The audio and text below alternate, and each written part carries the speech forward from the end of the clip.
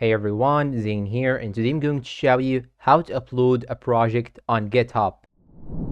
First, you'll have to go and search for GitHub, log into your account, and after logging in, it will show you this home page. You'll have to hover on the top right corner and click on your profile picture. Then you should choose your repositories. Click on it, and after that, this page will be displayed. You just have to click on New on the top right corner, and now you will have to type description, repository name, and make it public if you want to make it public. And if you want to add these files also, you can do it, and you can also add a license. So I will fill all these boxes right now. Projects, let's say my first one. Then I'm gonna click on create repository. You don't have to fill in all things. And now you have created your repository. You can click on invite collaborators and invite any one of your friends, or you can simply click on this blue button right here in order to upload any files that you have on your PC. So I'm gonna upload the project files right now. I'm gonna click on choose your files, or you can simply drag and drop the files that you need.